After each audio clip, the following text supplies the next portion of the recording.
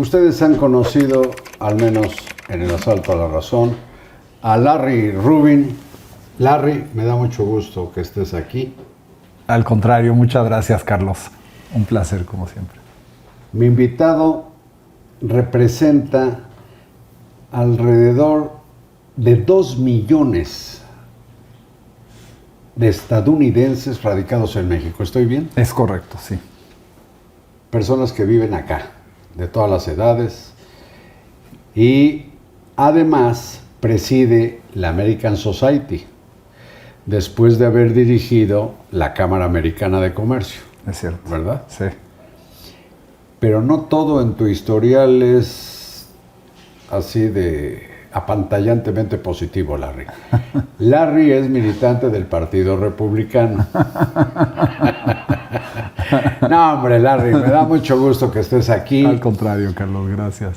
Y quise hablar con él porque con los sucesos que vimos ocurridos en Matamoros, en que 4 estadounidenses afroamericanos fueron agredidos a tiros y secuestrados, y de los cuales 2 resultaron muertos, pues ha provocado que se reactive pues lo que es la relación México-Estados Unidos en materia de seguridad, y también lo que corresponde a la lucha que ambos países deben emprender o están emprendiendo contra la narcoviolencia. ¿Sí, Larry? Totalmente. Y ahí tienes toda la razón, Carlos. Creo que ha exacerbado lo que sucedió en Matamoros, particularmente el foco de Estados Unidos hacia la relación en materia de seguridad, porque México tiene... bueno o malo, pero tiene gran influencia en la política nacional de seguridad de Estados Unidos, como también lo tiene Canadá por ser frontera norte de Estados Unidos, y juega un papel estratégico más allá de lo comercial, que es importante, más allá de temas migratorios. El tema de seguridad nacional de Estados Unidos depende también de México. Bueno, y el problema de la narcoviolencia o el narcotráfico en México también es un problema de seguridad nacional. Totalmente. El caso es que, estando aquí, Larry, no puedo dejar de preguntarte, repito, tiene la representación de la población estadounidense que vive en nuestro país. ¿Alrededor de 2 millones? 2 millones. Bueno, este hombre, por cierto, tejano, pero casado con una mexicana, nacida en la capital de México, ¿verdad? Uh-huh. Debes tener información de lo que han sido, de nuevo me remito al capítulo Matamoros, la violencia que ha resentido población estadounidense radicada en México. ¿Tienes alguna cifra, algunos datos, algunos casos? Claro, y no nada más ha afectado a los que están hoy viviendo en México procedentes de Estados Unidos, sino también muchísimos turistas, porque sabemos el mayor número de turismo que viene a México es de Estados Unidos, y hoy por hoy siguen desaparecidos más de 556 estadounidenses sin encontrar. 556. 556. En distintos lugares de la República. Exactamente, la mayoría en el norte del país, particularmente el estado de Tamaulipas, 170 están ahí desaparecidos, ¿no? Y es un problema que las autoridades han trabajado conjuntamente en tratar de localizarlos, porque hasta hoy no tienen ningún rastro de estas personas. ¡Qué barbaridad! ¡Qué cantidad! Y de personas que han sido agredidas físicamente, que han resultado tiroteadas, heridas, asesinadas. Pues sí, también en homicidios dolosos, el año pasado, por ejemplo, fueron más de 70 personas, y particularmente personas que venían pues a visitar México, sobre a conocer. Todo turistas, sobre ¿sí? todo turistas. Hay que tomar en cuenta la mayor cantidad de turistas extranjeros a México, pues provienen de Estados Unidos. Claro. Larry, ahora, está esto de la narcoviolencia, pues también supongo, pues tiene que haber una correspondencia. En Estados Unidos se dan casos semejantes porque aquí, cuando menos en la faja fronteriza del norte de México, la violencia, pues ya hemos visto, Claro. ¿no? Del lado estadounidense, ¿es igual? No, definitivamente no. O sea, aunque sí hay violencia en Estados Unidos y en las ciudades, principalmente las más grandes, Los Ángeles, Chicago, Houston, ¿no?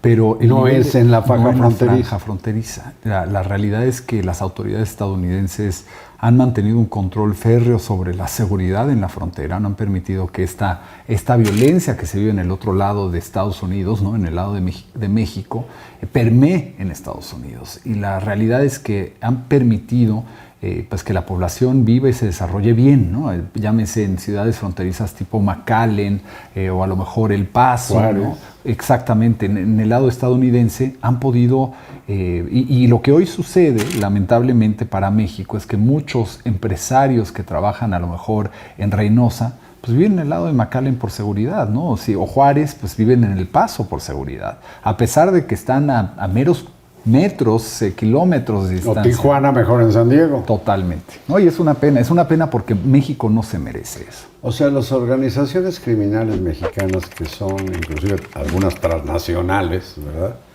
han podido exportar, narcotraficando, drogas a Estados Unidos, pero no la violencia. Exacto. No han logrado, digamos, exportar esa parte del negocio, ¿no?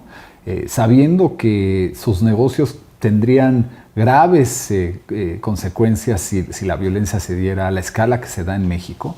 La realidad es que México, en muchos comparativos, está al grado de Afganistán en violencia, ¿no?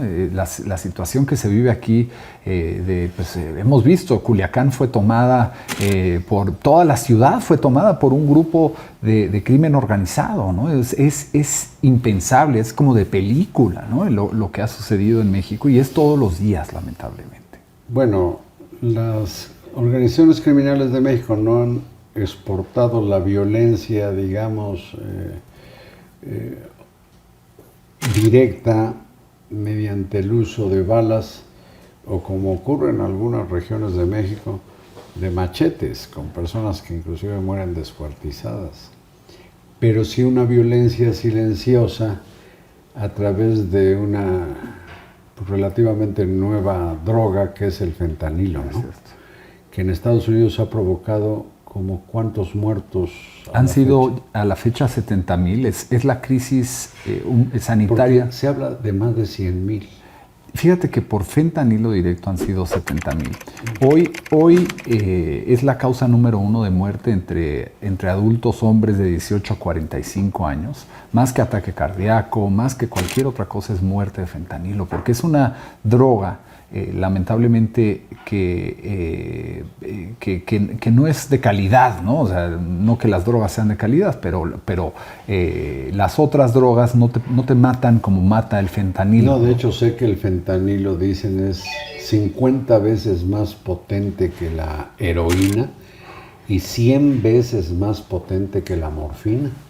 Wow. Y ya la heroína y la morfina se tenían como drogas eventualmente letales, ¿no? Sí.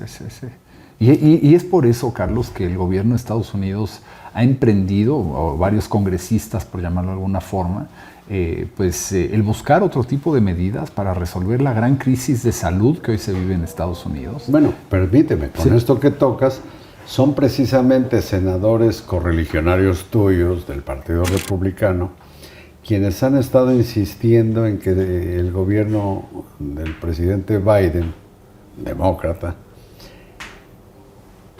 declare a los grupos criminales mexicanos como terroristas.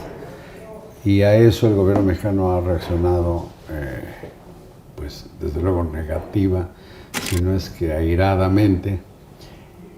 Pero entiendo que también que estos grupos criminales pues siembran el terror, ni modo que no. Claro. Cuando llegan a localidades y tirotean a la gente, o levantan o secuestran, provocan terror, pero ojalá me puedas aclarar, Larry Rubin, qué gusto que estés acá. No, al contrario. De declararlas terroristas, si prosperara esa iniciativa, hasta donde creo saber, no implicaría la intervención del ejército de Estados Unidos en territorio mexicano, ¿o sí? Eso es correcto. La realidad, ¿Estoy bien? Estás en lo correcto. Lo que dota es al presidente de Estados Unidos poderes que hoy no tiene con respecto a la lucha contra el narcotráfico, poderes en el sentido de lucha financiera, ¿no? De cómo atacar a estos grupos por medios de los bancos, del seguimiento financiero, ¿no? Que es obviamente una parte muy importante de la operación hoy por hoy de cualquier grupo criminal, y de igual forma también el trabajo que se puede llevar a cabo bajo el mandato del presidente, si esto se formula como ley, pues para que el cuerpo militar trabaje de otra forma mucho más profunda con el gobierno de México, ¿no? Sí, pero no enviando tropas a México. De eso no se trata, no, definitivamente no se trata. Alguien me decía que eso podría incluir, por ejemplo, la identificación de bandas o de personajes de las bandas, pues con la tecnología tan sofisticada que hemos visto, por ejemplo, cuando localizaban a terroristas de ISIS o de Al Qaeda o algo así en las guerras de Medio Oriente. Pero por lo pronto ya el ejército de los Estados Unidos dijo en el Congreso en estos días que nada de que vayan a venir a México, que eso es una cuestión de autoridades civiles. Uh-huh. ¿Te parece, Larry, si le ponemos puntos suspensivos y seguimos hablando? Definitivamente. Porque vamos a ver por qué en tu país, bueno, también México, eres ya más mexicano que las chalupas poblanas, vamos a ver qué pasa allá con las organizaciones criminales. ¿Te parece? Con todo gusto. Muchas gracias, Larry Rubin, muchas gracias a ustedes. Y hasta mañana.